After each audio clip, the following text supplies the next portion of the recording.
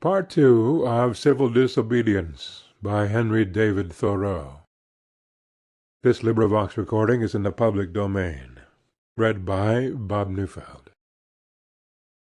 I have contemplated the imprisonment of the offender rather than the seizure of his goods, though both will serve the same purpose, because they who assert the purest right, and consequently are most dangerous to a corrupt state, commonly have not spent much time in accumulating property. To such the state renders comparatively small service, and a slight tax is wont to appear exorbitant, particularly if they are obliged to earn it by special labor with their hands. If there were one who lived wholly without the use of money, the state itself would hesitate to demand it of him. But the rich man, not to make any invidious comparison, is always sold to the institution which makes him rich. Absolutely speaking, the more money, the less virtue. For money comes between a man and his objects, and obtains them for him. It was certainly no great virtue to obtain it. It puts to rest many questions which he would otherwise be taxed to answer, while the only new question which it puts is the hard but superfluous one, how to spend it. Thus his moral ground is taken from under his feet. The opportunities of living are diminished in proportion as that are called the means are increased. The best thing a man can do for his culture when he is rich is to endeavor to carry out those schemes which he entertained when he was poor. Christ answered the Herodians according to their condition. "Show me the tribute money," said he, when one took a penny out of his pocket. If you use money which has the image of Caesar on it, and which he has made current and valuable, that is, if you are men of the state, and gladly enjoy the advantages of Caesar's government, then pay him back some of his own when he demands it. Render therefore to Caesar that which is Caesar's, and to God those things which are God's, leaving them no wiser than before as to which was which, for they did not wish to know. When I converse with the freest of my neighbors, I perceive that, whatever they may say about the magnitude and seriousness of the question, and their regard for the public tranquillity, the long and short of the matter is, that they cannot spare the protection of the existing government, and they dread the consequences to their property and families of disobedience to it. For my own part, I should not like to think that I ever rely on the protection of the state. But if I deny the authority of the state when it presents its tax bill, it will soon take and waste all my property, and so harass me and my children without end.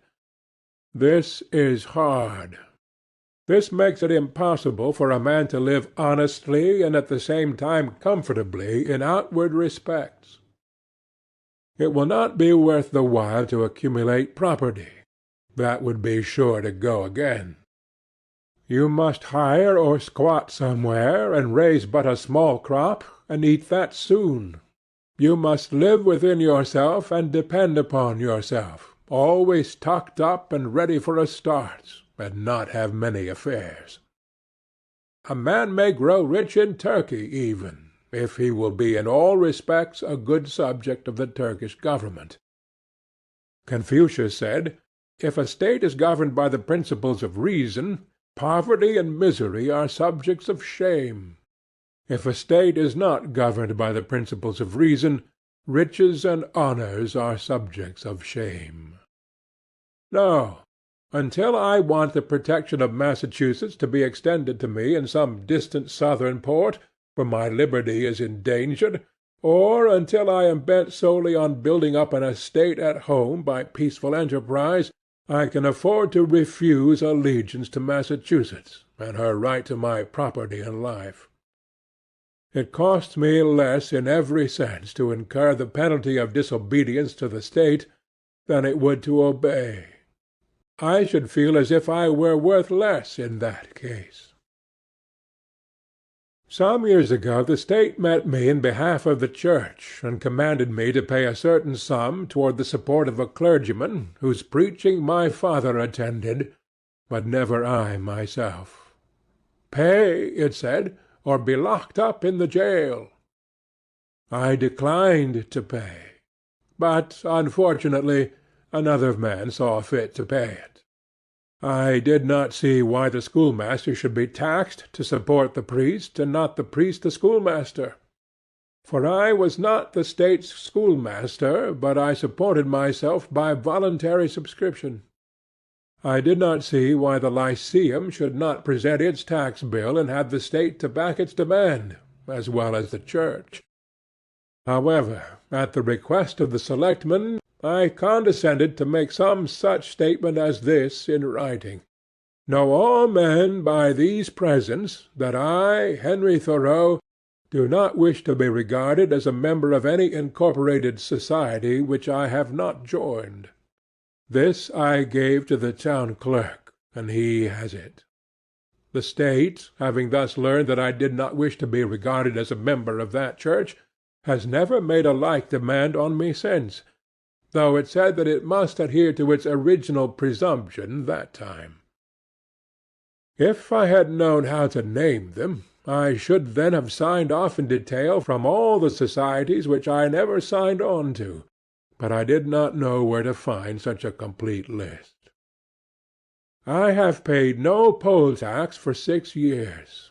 I was put into a jail once on this account for one night, and as I stood considering the walls of solid stone, 2 or 3 feet thick, the door of wood and iron a foot thick, and the iron grating which strained the light, I could not help being struck with the foolishness of that institution which treated me as if I were mere flesh and blood and bones to be locked up. I wondered that it should have concluded at length that this was the best use it could put me to, and had never thought to avail itself of my services in some way. I saw that, if there was a wall of stone between me and my townsmen, there was a still more difficult one to climb or break through before they would get to be as free as I was. I did nor for a moment feel confined, and the walls seemed a great waste of stone and mortar. I felt as if I alone of all my townsmen had paid my tax. They plainly did not know how to treat me, but behaved like persons who are underbred. In every threat and in every compliment there was a blunder, for they thought that my chief desire was to stand the other side of that stone wall. I could not but smile to see how industriously they locked the door on my meditations, which followed them out again without let or hindrance, and they were really all that was dangerous. As they could not reach me, they had resolved to punish my body, just as boys, if they cannot come at some person against whom they have a spite, will abuse his dog. I saw that the state was half-witted, that it was as timid as a lone woman with her silver spoons, and that it did not know its friends from its foes, and I lost all my remaining respect for it, and pitied it. Thus the state never intentionally confronts a man's sense, intellectual or moral, but only his body, his senses. It is not armed with superior wit or honesty, but with superior physical strength.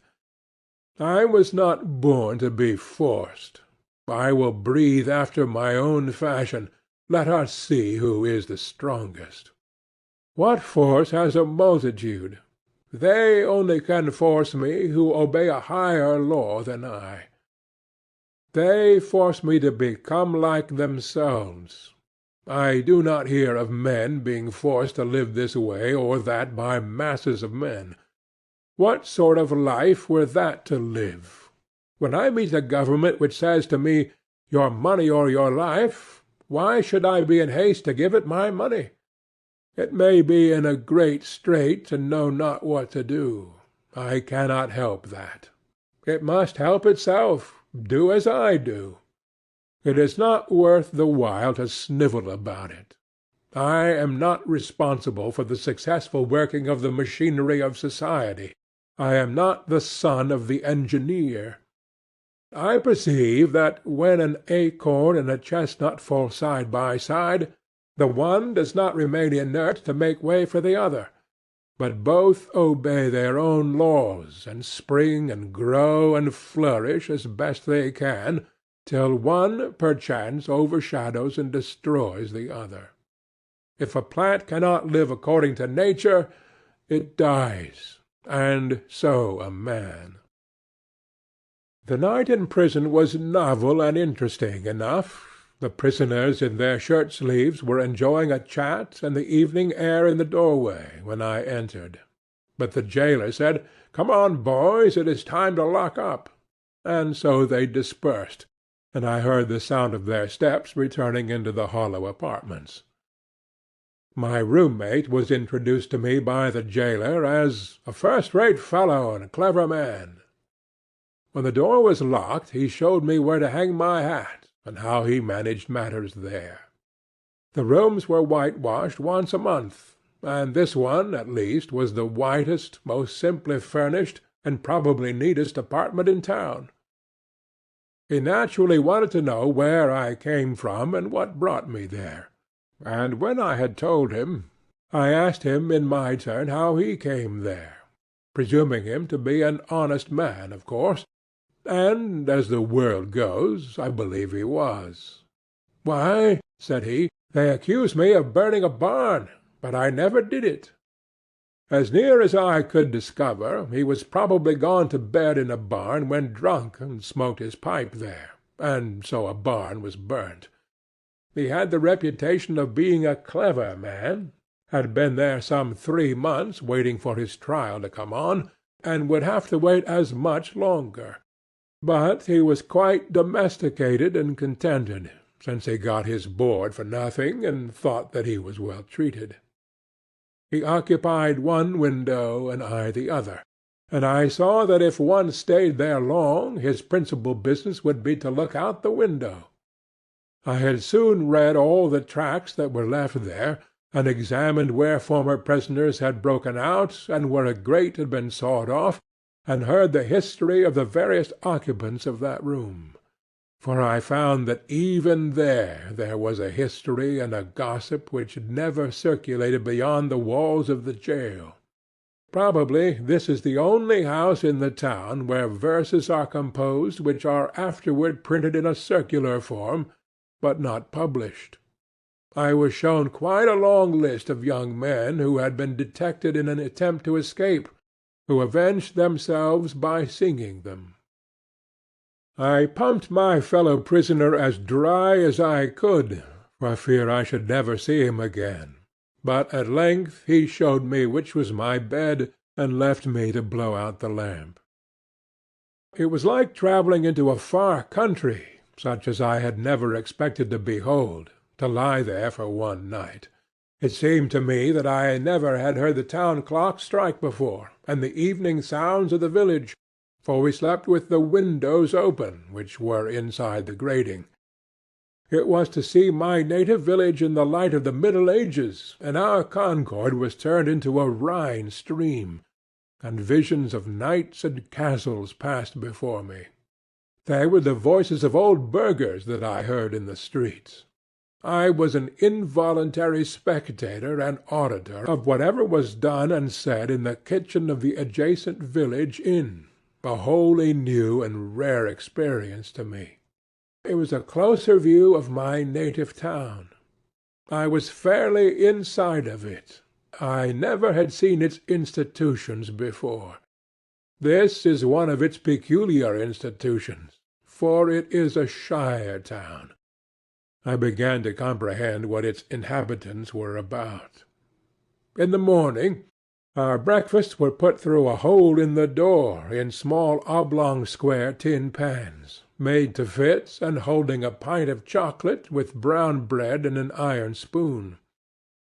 When they called for the vessels again, I was green enough to return what bread I had left, but my comrade seized it, and said that I should lay that up for lunch or dinner. Soon after he was let out to work at haying in a neighbouring field, whither he went every day, and would not be back till noon. So he bade me good day, saying that he doubted if he should see me again. When I came out of prison, for some one interfered and paid that tax, I did not perceive that great changes had taken place on the common, such as he observed who went in a youth and emerged a grey-headed man. And yet a change had come, to my eyes, over the scene, the town and state and country, greater than any that mere time could effect. I saw yet more distinctly the state in which I lived. I saw to what extent the people among whom I lived could be trusted as good neighbors and friends, that their friendship was for summer weather only, that they did not greatly propose to do right, that they were a distinct race from me by their prejudices and superstitions, as the Chinamen and Malays are, that in their sacrifices to humanity they ran no risks, not even to their property, that after all they were not so noble, but they treated the thief as he had treated them, and hoped, by a certain outward observance and a few prayers, and by walking in a particular straight though useless path from time to time, to save their souls. This may be to judge my neighbors harshly, for I believe that many of them are not aware that they have such an institution as the jail in their village. It was formerly the custom in our village, when a poor debtor came out of jail, for his acquaintances to salute him, looking through their fingers, which were crossed to represent the jail window. "How do ye do?" My neighbors did not thus salute me, but first looked at me and then at another, as if I had returned from a long journey. I was put into jail as I was going to the shoemaker's to get a shoe which was mended. When I was let out the next morning, I proceeded to finish my errand, and having put on my mended shoe, joined a huckleberry party, who were impatient to put themselves under my conduct. And in half an hour, for the horse was soon tackled, was in the midst of a huckleberry field, on one of our highest hills 2 miles off, and then the state was nowhere to be seen. This is the whole history of my prisons. I have never declined paying the highway tax, because I am as desirous of being a good neighbor as I am of being a bad subject. And as for supporting schools, I am doing my part to educate my fellow countrymen now. It is for no particular item in the tax bill that I refuse to pay it. I simply wish to refuse allegiance to the state, to withdraw and stand aloof from it effectually. I do not care to trace the course of my dollar, if I could, till it buys a man or a musket to shoot one with. The dollar is innocent, but I am concerned to trace the effects of my allegiance. In fact, I quietly declare war with the state, after my fashion, though I will still make use and get what advantages of her I can, as is usual in such cases. If others pay the tax which is demanded of me, from a sympathy with the state, they do but what they have already done in their own case, or rather they abet injustice to a greater extent than the state requires. If they pay the tax from a mistaken interest in the individual taxed, to save his property or prevent his going to jail, it is because they have not considered wisely how far they let their private feelings interfere with the public good. This, then, is my position at present. But one cannot be too much on his guard in such a case, lest his actions be biased by obstinacy or an undue regard for the opinions of men. Let him see that he does only what belongs to himself and to the hour. I think sometimes, why, these people mean well, they are only ignorant. They would do better if they knew how. Why give your neighbors this pain to treat you as they are not inclined to?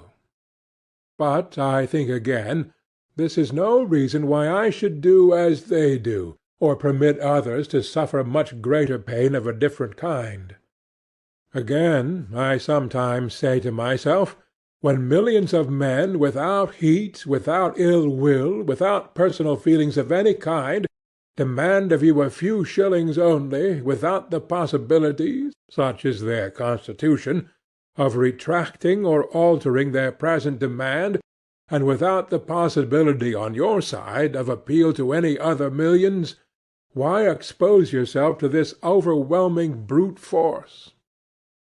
You do not resist cold and hunger, the winds and the waves, thus obstinately. You quietly submit to 1,000 similar necessities. You do not put your head into the fire.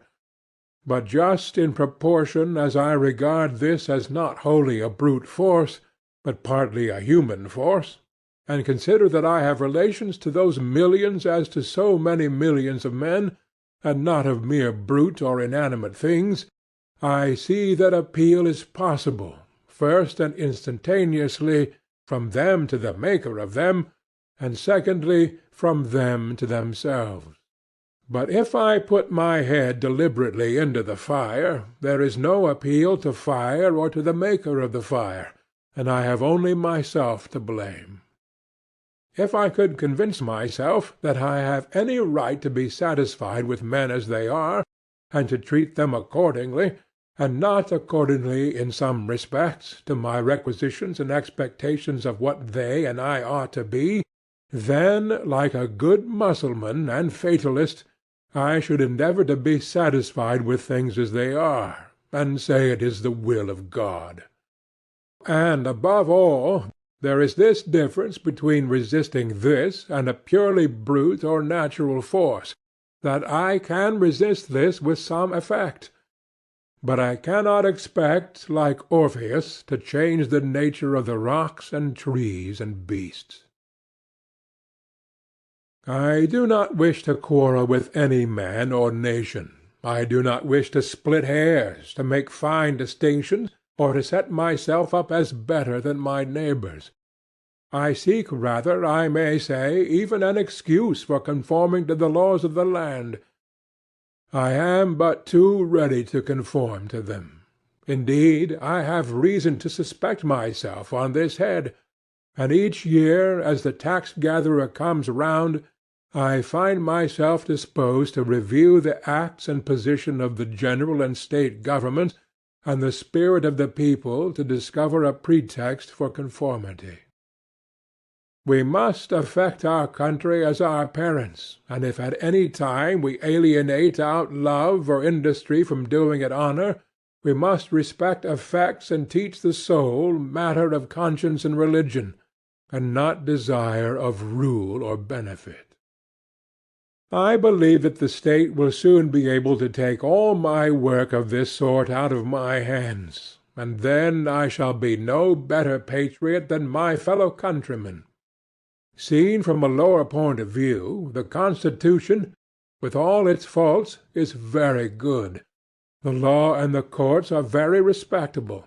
Even this state and this American government are, in many respects, very admirable, and rare things to be thankful for, such as a great many have described them.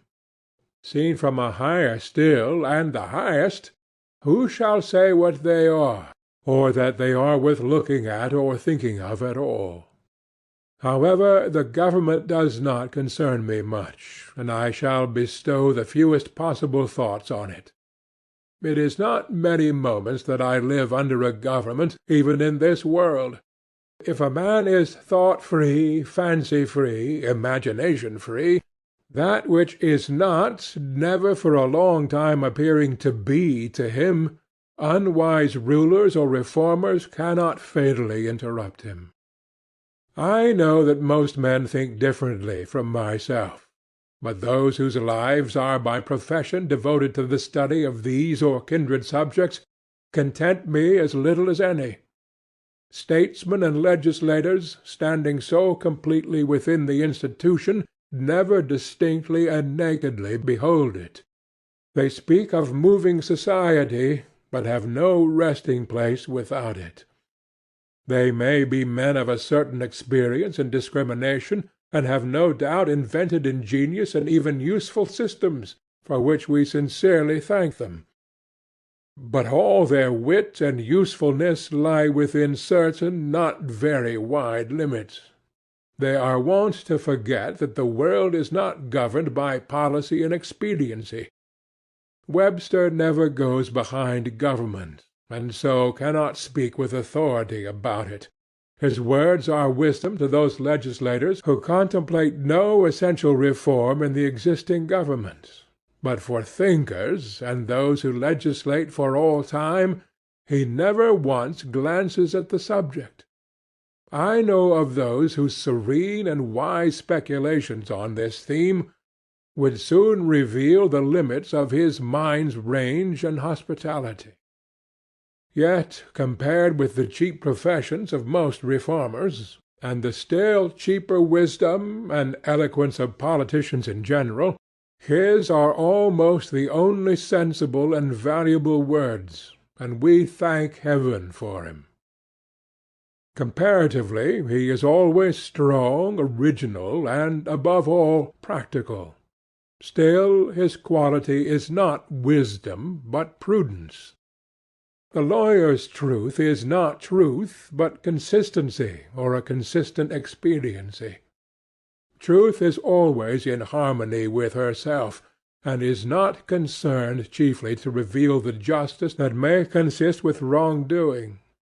He well deserves to be called, as he has been called, the defender of the Constitution. There are really no blows to be given him but defensive ones. He is not a leader, but a follower. His leaders are the men of '87. I have never made an effort, he says, and will never propose to make an effort. I have never countenanced an effort, and never mean to countenance an effort, to disturb the arrangement as originally made, by which various states came into the Union. Still thinking of the sanction which the Constitution gives to slavery, he says, because it was part of the original compact, let it stand. Notwithstanding his special acuteness and ability, he is unable to take a fact out of its merely political relations, and behold it as it lies absolutely to be disposed of by the intellect, what, for instance, it behooves a man to do here in America today, with regard to slavery, but ventures or is driven to make some such desperate answer to the following, while professing to speak absolutely, and as a private man, from which what new and singular of social duties might be inferred. The manner, says he, in which the governments of the states where slavery exists are to regulate it, is for their own consideration, under the responsibility to their constituents, to the general laws of propriety, humanity, and justice, and to God. Associations formed elsewhere, springing from a feeling of humanity, or any other cause, have nothing whatever to do with it. They have never received any encouragement from me, and they never will. They who know of no purer sources of truth, who have traced up its stream no higher, stand, and wisely stand, by the Bible and the Constitution, and drink at it there with reverence and humanity. But they who behold where it comes trickling into this lake or that pool, gird up their loins once more, and continue their pilgrimage toward its fountain-head. No man with a genius for legislation has appeared in America. They are rare in the history of the world. There are orators, politicians, and eloquent men by the thousand, but the speaker has not yet opened his mouth to speak who is capable of setting the much vexed questions of the day. We love eloquence for its own sake, and not for any truth which it may utter or any heroism it may inspire. Our legislators have not yet learned the comparative value of free trade, and of freedom, of union, and of rectitude to a nation. They have no genius or talent for comparatively humble questions of taxation and finance, commerce and manufactures and agriculture. If we were left solely to the wordy wit of legislators in Congress for our guidance, uncorrected by the seasonable experience and the effectual complaints of the people, America would not long retain her rank among the nations. For 1800 years, though perchance I have no right to say it, the New Testament has been written. Yet where is the legislator who has wisdom and practical talent enough to avail himself of the light which it sheds on the science of legislation? The authority of government, even such as I am willing to submit to, for I will cheerfully obey those who know and can do better than I, and in many things even those who neither know nor can do as well, is still an impure one. To be strictly just, it must have the sanction and consent of the governed. It can have no pure right over my person and property but what I concede to it. The progress from an absolute to a limited monarchy, from a limited monarchy to a democracy, is a progress toward a true respect for the individual. Even the Chinese philosopher was wise enough to regard the individual as the basis of the empire. Is a democracy, such as we know it, the last improvement possible in government? Is it not possible to take a step further towards recognizing and organizing the rights of man? There will never be a really free and enlightened state until the state comes to recognize the individual as a higher and independent power, from which all its own power and authority are derived, and treats him accordingly. I please myself with imagining a state at last which can afford to be just to all men, and to treat the individual with respect as a neighbor, which even would not think it inconsistent with its own repose if a few were to live aloof from it, not meddling with it nor embraced by it, who fulfilled all the duties of neighbors and fellow-men. A state which bore this kind of fruit, and suffered it to drop off as fast as it ripened, would prepare the way for a still more perfect and glorious state, which I have also imagined, but not yet anywhere seen. End of Civil Obedience, by Henry David Thoreau.